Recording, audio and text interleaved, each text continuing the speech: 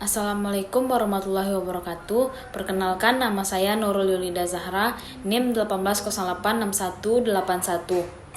Baiklah, saya akan membuat video mengenai konsep dan gaya kepemimpinan pendidikan materi kelompok 13. Materi yang pertama yaitu pengertian kepemimpinan pendidikan.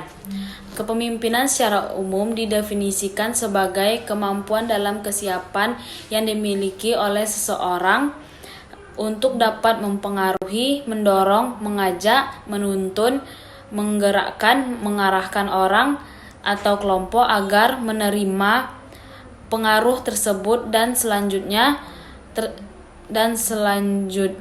terbuat sesuatu yang dapat membantu mencapai suatu tujuan tertentu yang telah ditetapkan.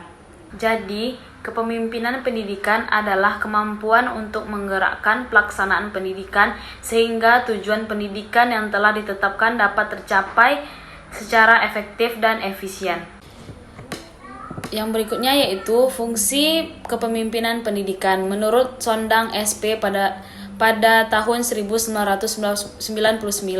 Yang pertama yaitu pimpinan sebagai penentu arah. Yang dimaksud sebagai berikut yaitu setiap organisasi dibentuk sebagai wahana untuk mencapai tujuan tertentu. Perumus dan penentu strategi dan taktik tersebut adalah pimpinan dalam organisasi tersebut. Yang kedua, pimpinan sebagai wakil dan juru bicara organisasi. Kebijaksanaan dan kegiatan organisasi perlu dijelaskan kepada pihak luar agar pihak tersebut mempunyai pengetahuan yang tepat tentang kehidupan organisasi yang bersangkutan. Ketiga yaitu pimpinan sebagai komunikator yang efektif. Komunikasi sangat diperlukan pimpinan dalam menyampaikan suatu keputusan dalam rangka pengadilan dan pengawasan, pengarahan bawahan dan menyampaikan informasi kepada pihak lain. Yang keempat yaitu pimpinan sebagai mediator. Fungsi pimpinan sebagai mediator dalam hal ini difokuskan pada penyelesaian situasi konflik yang mungkin timbul dalam organisasi. Yang kelima, pimpinan sebagai integrator. Hanya pemimpinlah yang berada di atas semua orang dan semua satuan kerja yang memungkinkannya menjalankan peranan integratif yang didasarkan pada pendekatan yang holistik. Yang ketiga yaitu prinsip kepemimpinan pendidikan. Yang pertama, prinsip pelayanan, bahwa kepemimpinan sekolah harus menerapkan unsur-unsur pelayanan dalam kegiatan operasional sekolahnya. Yang ketiga yaitu prinsip bimbingan.